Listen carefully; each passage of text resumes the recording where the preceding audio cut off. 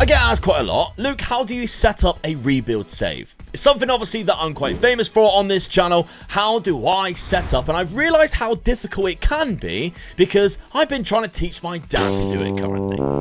So I'm going to go through step by step, and I don't know how popular this video is going to be, but I'm going to do it straight from the start so I can show you the types of players that I add in when I'm creating a database, so I have all the right wonder kids and the right bargain players, just so that the game isn't too slow, but I still have a good wide database so that every time I do a rebuild, I have a plethora of players and make it feel a little bit different. So straight from the off, when you're starting a game, obviously you go career mode. It depends what league you're going to be managing in. So let's just make it real easy. Let's just say I'm doing a Fulham rebuild today. I'm going to do it on the original, so we're not messing around with anything else. Go to advanced setup.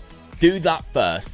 You're going to get, obviously, similar to this screen. The things that you want to consider is how quick you want the game speed to be. Leagues are going to slow it down. So I tend to only open the league that I'm playing in. If it could be that you want to check the other leagues or you want to have like the ability to change teams, maybe open other leagues. But I know full well I'm just going to stay with Fulham. I can still have the players loaded from every other league still by going to custom database at the top here and advanced. Now, I already have this loaded because this is what I use every single time. But say I reset it, I've even got it loaded here. If I go load database as a rebuild database, you can save it from using save custom setup. So let's have a look at what I've got.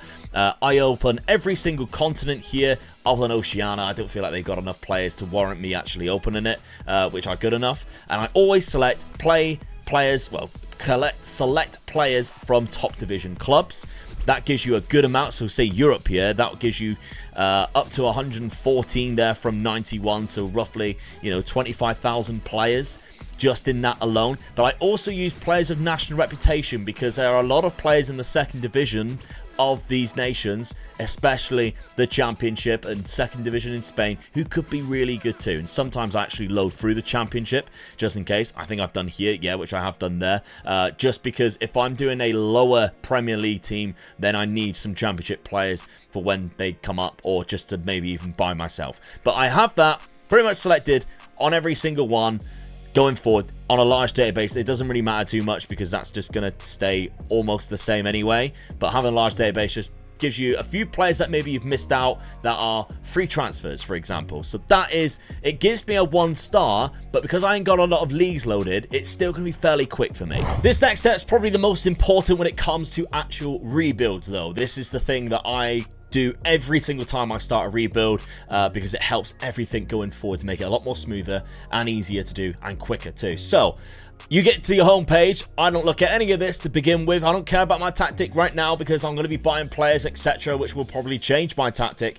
I'm going to staff. That's the first thing I'm going to do, and I'm going to assess what my backroom staff looks like. The first thing I'm going to check is if I've got a technical director, because for rebuilds, that's the most important staff role in the game, bar none. I'm going to check him first to see if he's alright. Staff ability 12, negotiating 8. I'm in the Premier League. I'm probably going to find a better one. Let's just say I find a better one, okay? So now I've got a technical director. The rest of it, I need coaches.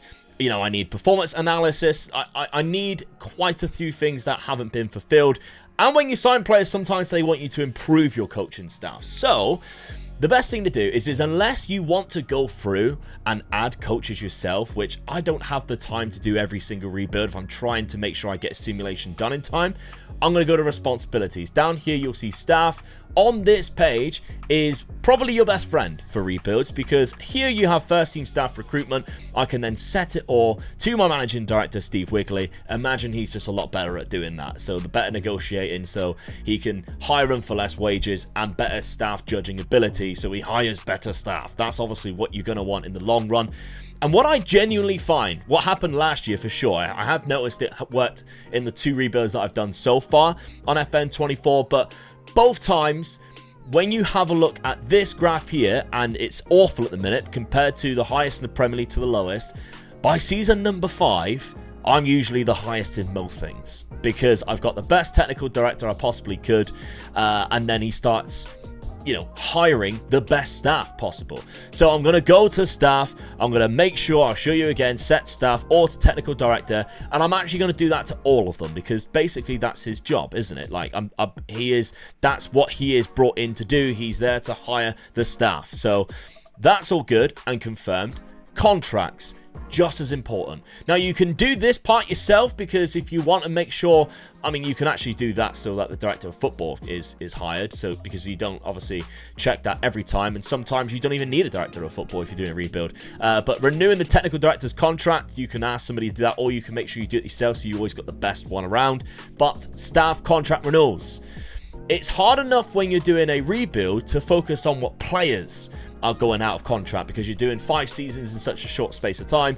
So please, let Steve Wigley make the decisions, or whoever your technical director is, make the decisions, because he is going to judge who's good enough or not. So they will let staff members go and rehire better ones, and he's going to do that for every single one for me. That is one of the most important things in a rebuild setup, bar none, is that little part there. Because the worst thing ever, I remember going back 2 years ago, before I used to do this, I was worrying, why are all of my rebuilds sucking? I couldn't do very well. I had no staff. So all of my players were unhappy because of the training. Everybody decided to leave. It was a nightmare.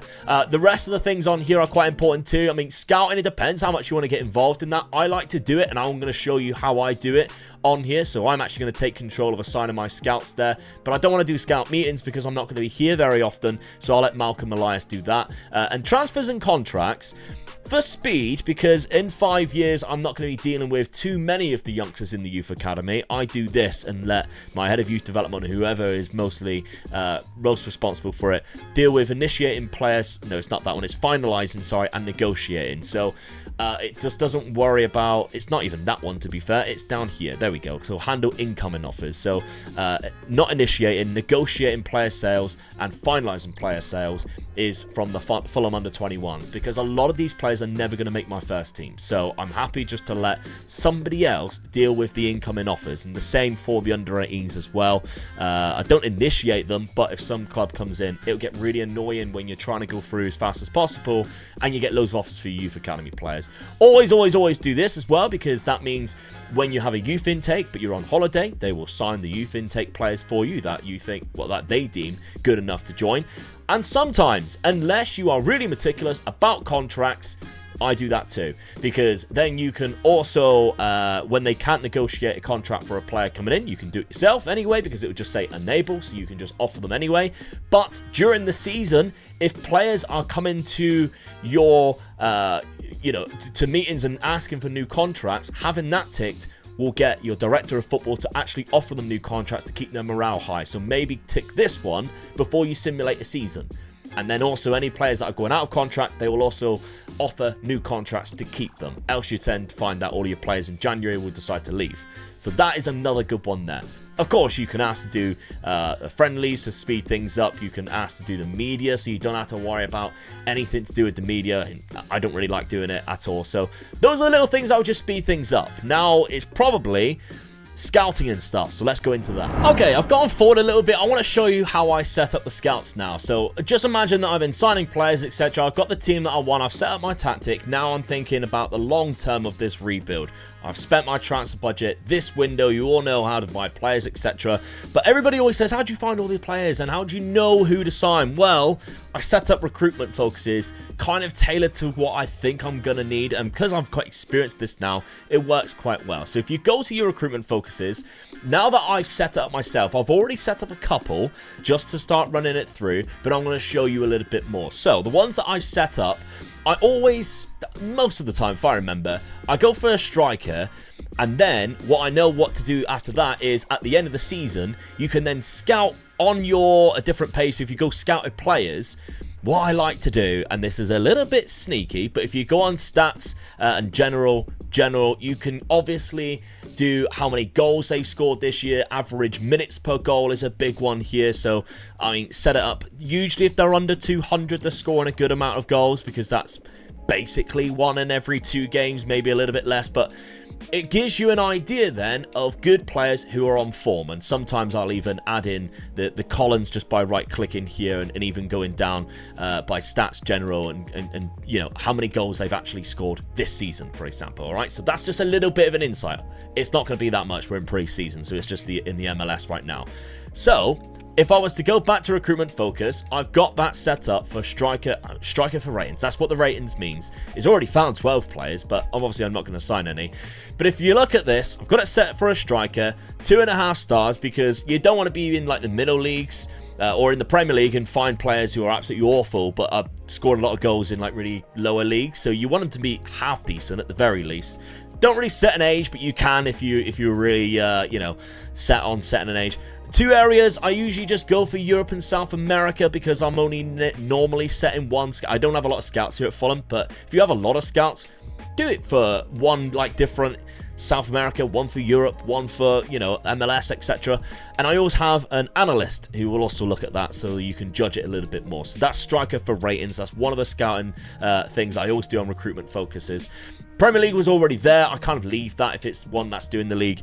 Same as UK and Ireland. I usually get rid of the rest and then I do my own. So expiring contracts is a very important one for rebuilds, and it's quite simple. You're looking for players who are going to go out of contract. If you go on further details here, contract status, expiring in at least 1 year. So it gives them a whole year to scout every single player whose contract is expiring, and you can find it. And I usually set it at 3 stars because you don't want to be, again, you don't want to be hiring or signing really terrible players. Ongoing, make sure it stays ongoing because else they'll just stop doing it halfway through. And it's set for any position in my tactic. Set up a scout who you think was good enough for that. I mean, I've just set one up here who's quite decent but had like a low amount of focuses and an analysis again. So that's an easy one to do. And you can see already when you go on expiring contracts, there's a lot of players who are actually going out of contract within a year. You might even be able to pick them up now for a cheaper cost. It's an easy way of finding cheaper players because if you look, the highest value player on this is 11 million and he's in the Premier League. So it definitely works. Wonder Kids is another one, self-explanatory. You're kind of looking for players who could be good in the future and it's set up for that. So the minimum current ability is really low. Now I'm only doing a 5-year rebuild, so I'm not going to find too many players that I'm actually going to sign from this list. But it's to find the potential in youngsters which are 23 and younger. So I tend to find quite a lot of the 22 to 23-year-olds from doing this method. Again, 2 areas set up. Europe and South America is the 2 that I've set up. And again, I found a scout with good judging player potential because you want them to know whether they got a good potential or not. So this man here, Boomier, has a very good judging potential ability. I've set him up just for that. So that one is a must for me because by season 3, 4, and 5, that's when I start signing these 22 to 23-year-olds, and you're all like, how do you always find it? That's how. This is how.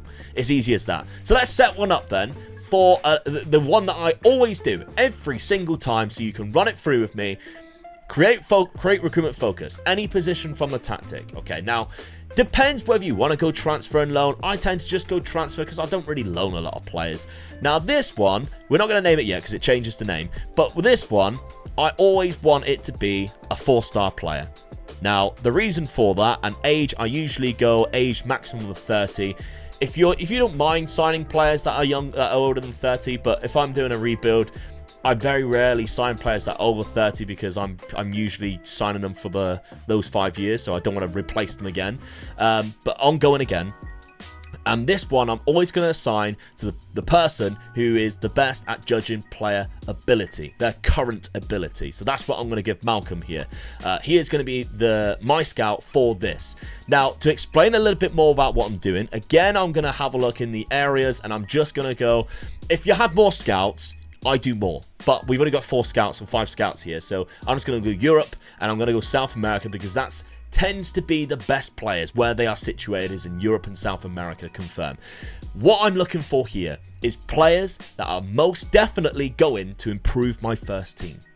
Every single season, I then have a list of 4-star players, whether they want to come to me or not, that will improve my team. So I know straight away, as soon as I get to the end of the season, bang, I'm going to be looking to see who I can sign out of this list. All right, so it's as easy as that. So what I'm going to call it is literally 4-star players. 4-star players, and that's as easy as that, and that's how I set up my scouts. It didn't take me longer than 5 minutes to do. It's just knowing what you need to put in. And if you had more scouts, you can do a lot more than what I'm doing. Maybe you can search for... Sometimes if I have a lot of scouts, I'll do a 3-star in South America because they're cheap. All right, so I tend to do this and go ongoing, whoever it will be, and then areas I'll go South America or even just Brazil because they tend to be the ones with the most types of players. So because 3-star current ability could be first team, they could slot in quite easily and they tend to be quite young. So maybe I'm doing that as well. But that's how I set up my scouts. It's as easy as that. Okay, now I'm set up for the season. Let's see what I'll do after that. Okay, so I've got to the end of the transfer deadline. That's passed. The last thing is how you set up for the season, because this is the most important part of the rebuild. You need to make sure you set it up correctly so it does your tactic. Now, I've just chucked in a tactic, on this page from last year, my Frankfurt Season 1, because it's a decent enough tactic that I probably shouldn't get sacked. So let's just hope it doesn't. But now, all I need to focus on is what I need to do to set up for the season. This is the thing I always do. So I quick pick my best 11, and if I'm happy with that, then I will clear it and I can go and, just simulate the season. But if there is, for instance, a player in there that I think should be playing every single game, like right now, I would rather have Raul Jimenez in instead of Carlos Vinicius. Now, they might actually just swap anyway, but if I was to be a little bit just strict and show you how I would do it, then I would click on this, Raul Jimenez. I want him in that position every single time.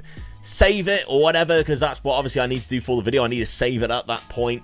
Then I click on home profile, go on holiday, and these is the most important things. If you've got players that are on the transfer list that you're happy to sell throughout the season, you can click this, and obviously it will sell your transfer listed players if you have any offers for them throughout the season in January, for example. But this is the most important one, these two here. Now, you might not have these on console or on the iPad version, I'm unsure. So if you do, I'm very sorry, but I know for the fact on the PC version you will have this. Use the current match tactics, have that ticked. That means it's going to use your tactic every single time. And obviously as well, if you have that player nailed in the position you want him to play every single game, use current team selection when possible. Click that as well. Then you select when you go on holiday. You can do it month by month just to see how you're doing. Or you can do what I do for the actual rebuild videos, and I skip the whole season by going a year ahead. And I tend to do the first weekend in June. If you want to go to the second weekend, just in case you fancy yourself in the Champions League, so you don't want it to be spoiled, then so be it. But 1st of June, 9 times out of 10, the end of the season would have happened. Go on holiday, have fun, come back, and we'll talk about the first things to do at the end of the season. All right, we're close to the end of the simulated season now. We're in the FA Cup final somehow against Manchester City. We had a very good run towards the end of the season as well, beating Chelsea and Forest there, as you can see. But when the simulation comes to an end, we can see, I'm just going to stop it now. It would have gone to the first, obviously, if I went downstairs, etc. But it saves the game. So Liverpool looks like they won the league. Let's end the simulation. Did we win the FA Cup? Runners up. Never mind. But we finished in 8th place, which is great. But that's not what this video is about, okay? We're here to talk about what happens now at the end of the season to continue on your rebuild. Now, remember, we set up the staff to check all of the contracts. So the first thing I'm going to do is when I have a look at my squad is I'm going to sort it by contracts, who is running out of contract, and make sure if it is somebody that I do actually want to keep. Willian is one that is run out of contract, but he's only 2-star now. I don't want to keep him around, so I'm fine with that. But everybody who was going out of contract, it looks like has signed a new one. Happy days. There doesn't seem to be too many unhappy people. There might be people who are asking for more playtime, etc. But hey, can't do anything about that while I'm not actually managing. That's picked by somebody else. So the first thing I always do, remember, we set up the scouting recruitment focus for those expiring contracts, and you're going to have, obviously on this page, you're going to have a lot of them scouted. These are recommendations from the top ones, so you can see here these are the ones that maybe you would go for, possibly a new goalkeeper there, etc. But I tend to go to players in range anyway, just to see the full picture. So go on Shaw, go across down to expiring in 6 months, so we know the players that are going to be expiring at the end of the season. And what the recruitment focus version of that does is just, a lot of these you might think, oh, I don't know whether they're going to be good enough for me or not. So when I've sorted it by price, etc., you can see the ones that are highest value. You can see some of them are still terrible. So it just means it just like sieves them out in a way, so I can sort by that. That guy was obviously already there. He's probably the best option right now. There's a few 3-stars in there. Arnold Sigurdsson's another one. He's already leaving, unfortunately. Chiquinho. So you can make a decision whether you want to sign a player. Castrovilli's probably a fantastic signing for this one, so I'll just go and, you know, offer him a contract, etc. So we know what we're doing in that. That's good. The scout there was enough. Now we can have a look at players that we were looking to sign through the, you know, for our recruitment focuses. This is how I would find players, the Wonder Kids, etc. Is there any Wonder Kids in there? Yes, there seems to be quite a few. Hold on, I'm not even on the recruitment page. There we go. So Wonder Kids, there seems to be quite a few there who are 23 and under who maybe would be interested. South America, there's a lot of players, and see, this is what I mean. It's finding the players that you would hopefully want to be found. Bento there. Fantastic player. Great to see. UK and Ireland. The 4-star players. Doesn't have any 4-star players, which is harsh because usually there's a couple of players in there. That's a shame, really, that hasn't happened. But again, you can go to the scouted players and have a look that way. Take off anything that's in there. So let's have a look. There we go. So it's got a couple of 4-star players in there just from other scouting assignments that you might have had. It might have even been on that one, to be fair. But yeah, it's good to see from that. That's the first thing that I would do after saving, of course, and checking how you've actually done. Then you have a look and see what you can get out of your team. Who scored the most goals? So Raul Jimenez, put him in the team. He got 21 goals, etc. Who didn't play very well? Who you obviously had a lot of game time. Maybe I would look to sell some of these players here because, I mean, this guy, Raul Jimenez, actually played loads. Although he scored a lot, his average rating wasn't as high. Maybe I'd look to cash in if I possibly could. But some of these players, they would be gone because they haven't played much, etc. Maybe I could cash in and big up that transfer budget, and that's when I would go into season number 2. Oh, let's have a look at this, look. I told you, didn't I? The technical director found all of our coaches. Now we've got 7 out of 7. They're some of the best coaches in the league now. That's the highest, where we're above average at the very least. We've now got 10 out of 10 scouts, which is good to see. And if you've got time, go through and get rid of the crap scouts, because there are going to be some. Aaron Chester, I believe, was a terrible one. Yeah, he's an awful scout, so let's bin him off, get rid of him, and then we can bring in, or my technical director can bring in an even better one. Things like the coaches, you can go finances, make a board request, get an additional coach in, and hopefully you can get a better coaching network in there. Those are little things, like tips definitely, that you want to do. Now, to speed things up, because what you're going to find is you open this game. One of my biggest problems with Football Manager, my friend tried getting into Football Manager the other day, and it's something that my dad also said to me when he bought the game last week. My God, don't you open a lot of emails? And I thought, yeah, you would actually, because that does happen quite a lot in the game, and you just find yourself just clicking through a load of dross. Like, I don't really give a fuck about hardly any of this. This is what I do to speed things up so it doesn't feel like all I'm doing is opening up emails. If I haven't got anything where I'm waiting to sign a transfer that might be a bit of a dodgy budget, if I know full well he's going to accept, don't have to worry about it, or I haven't got any transfers myself going, I'll skip forward a week. I don't need to be around. I skip forward a week, or I go here and I go next match, and if my next match is before the week, then I'll go to the next match instead, so I can actually play the match throughout the season, unless it's a friendly. So I'll skip forward a week, then what happens? Look, the week is finished. I got 37 emails. Do I go through and read them all? By the way, I got more coaches. That's fantastic. Thank you very much. We got... Oh, and he's already signed one. See, look. Within a week, he's already got an extra coach. That's fantastic. Love to see that. And we got a set-piece coach. Would you look at that? Anyway... I've got 36 emails. Do I want to read them all? No. Maybe scan through, check to see that there's no big injuries, etc., or anything that you really need to focus on. Click up on the top. Mark all as red. Done. Done. Easy. Little tips just like that. Just make things flow just so much quicker, and you get through the preseason so much faster. The trouble is with this game is there's so much detail in it, it can take you 2-3 hours to get to your first league game. That's what my dad said. Luke, I've played this game for 3 hours. I ain't even played a match yet. It doesn't take me that long just because I've done it so many times. I skip forward a week. Okay, you might miss something where a player asks for, to speak to you, and you know, it might damage your dynamics a little bit. But if you're not too OCD about that, you don't have to worry about it too much, okay? These are the little things that some people take the game way too seriously. I like to just have fun and play these rebuilds kind of casually, but at the same time try and do best with the team. And this is the format that I think works really well. And a lot of you guys have always asked. I've tried to do rebuilds. I get so many messages. Probably the second highest message I always get is, I don't know how to do the rebuilds. How do you do the rebuilds to make them successful? I've been sacked rebuilds. This is how to do it. Once you've kind of got a tactic you can trust, etc., it's getting all of these little details outside of it, which fine-tunes it and makes it feel a lot quicker. So you're not just opening emails. You can do all the scouting. You get people in your staff responsibilities to do things for you that you wouldn't have to do, and do a good job about it by the looks of it. These are the little tips and tricks which just make the game so much more enjoyable for me, and helps so much with content and being able to get a rebuild out to you every single Monday, because that's my goal on YouTube. Every video takes a priority, don't get me wrong, but the Monday rebuilds is my biggest priority, because I know that's what you guys love the most when Dad is sat next to me and we're talking about rebuilds, especially the versus rebuilds, and that's how we're able to do them. Alright, so thank you very much for all of your questions and support. I really hope this video did help. I'm sorry if I do ramble a little bit or, you know, etc., but I hope it helped. Anyway, cheers. See you on the next one.